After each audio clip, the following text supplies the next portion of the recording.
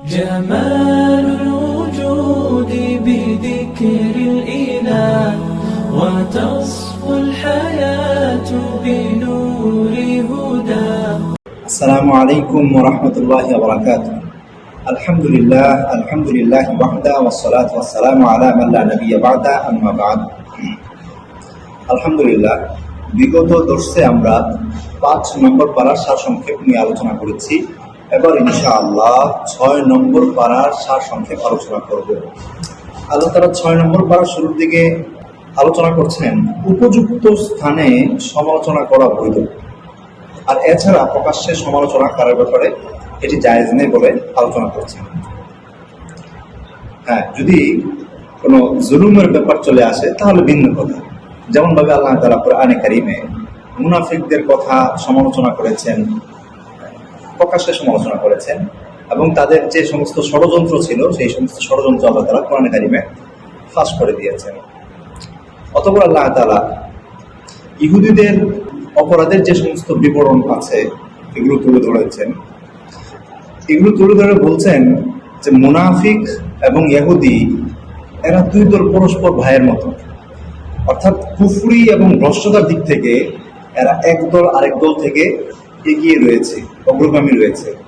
অতঃপর আল্লাহ তাআলা বলছেন যে ইহুদিদের অন্যতম একটি ভুল ছিল যে তারা ঈসা আলাইহিস সালাতু ওয়াস সালামকে হত্যা করার পরিকল্পনা করেছিল।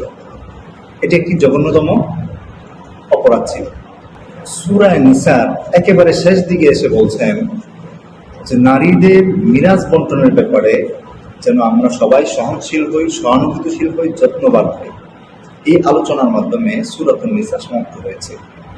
অতঃপর আল্লাহ তাআলা সূরাতুল মাঈদা নিয়ে এসেছেন। এই সূরাটি মদিনায় অবতীর্ণ হয়েছে, আর এই সূরা মাঈদা বলে নামকরণ করার কারণ হলো এই সূরায় যেহেতু দস্তরখানের একটি ঘটনা এসেছে, এই জন্য এই সূরার নামকরণ করা হয়েছে সূরাতুল মাঈদা বলে। এই সূরার শুরুতেই আল্লাহ তাআলা আলোচনা করছেন যে মুমিনগণ যদি কখনো অঙ্গীকার করে, চুক্তিবদ্ধ হয়, মানুষের সাথে কথা দেয়, তাহলে সেটা যেন সে পূরণ করে। এই ব্যাপারে আল্লাহ তাআলা এখানে লম্বা চড়া আলোচনা করেছে। অতঃপর আল্লাহ তাআলা জাহিলি যুগের ওই সমস্ত আলোচনা করছেন যে জাহিলি যুগে যারা হারাম বস্তুগুলোকে হালাল মনে করত, যেমন ভাবে মৃত জন্তুকে খাওয়া হালাল মনে করত, এবং মন্দ খাবার, মন্দ পানীয়, এই সমস্ত বিষয়কে তারা হালাল মনে করত। তো আল্লাহ তাআলা ওগুলোকে চিহ্নিত করে দিয়ে বলছেন যে এগুলো হারাম, এগুলো খাওয়া যাবে না।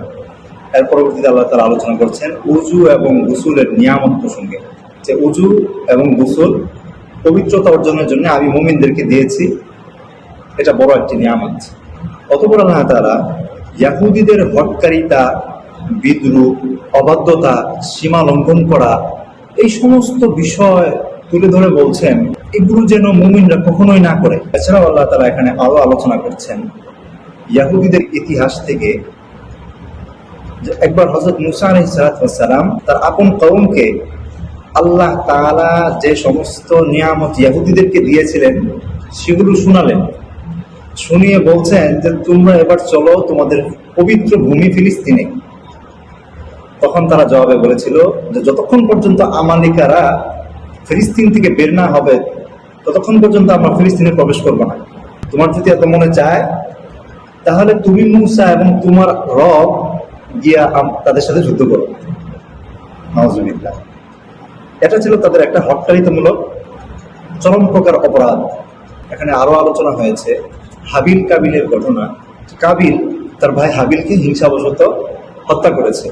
এছাড়া আল্লাহ তাআলা আরো আলোচনা করছেন যে ডাকাতি, ক্ষুধাদ্রোহিতা, রাষ্ট্রদ্রোহিতা, এদের কি কি শাস্তি হবে এই সংক্রান্ত আলোচনা করছেন, এবং বলছেন যে এদের কাউকে হত্যা করা হবে, কাউকে শরীতে চড়ানো হবে, কাউকে অপর দিক থেকে হাত পা কেটে দেওয়া হবে। অর্থাৎ কারো যদি শাস্তি এমন হয় যে কারো অপর দিক থেকে হাত পা কেটে দেওয়া হবে, তাহলে সিস্টেমটা হলো এমন যে ডান হাত এবং বাম পা কেটে দেওয়া হবে, অথবা বাম হাত ডান পা কেটে দেওয়া হবে।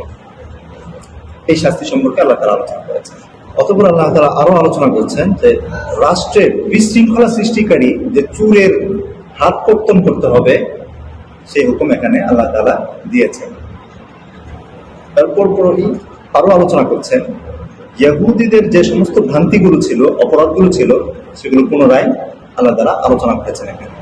অতঃপর বলছেন যে খ্রিস্টানদেরকে আমি যে সমস্ত কিতাব দিয়েছিলাম, তাওরাত, ইনজিল, তারা সেই সমস্ত কিতাব মেনে চলেনি এবং সেই কিতাব অনুযায়ী তারা কোনো ফায়সালাও করেনি। আল্লাহ তাআলা আরো বলছেন যে সত্য মিথ্যার পার্থক্যকারী কোরআন শরীফে আমি এমন কিছু বাকি রাখিনি নিয়ে আসা, পূর্ববর্তী কোনো কিতাবে নিয়ে এসেছি অথচ কোরআনে নিয়ে আসি নাই, এটা হয়নি। অর্থাৎ আমি কোরআন শরীফে সবকিছুই নিয়ে এসেছি। অতঃপর আল্লাহ তাআলা বলছেন মুমিনদেরকে উদ্দেশ্য করে কখনোই মুশরিক, মুনাফিক, কুফারদের সাথে যেন গভীর বন্ধুত্ব না করো, সেই ব্যাপারে আল্লাহ তাআলা আদেশ করছেন।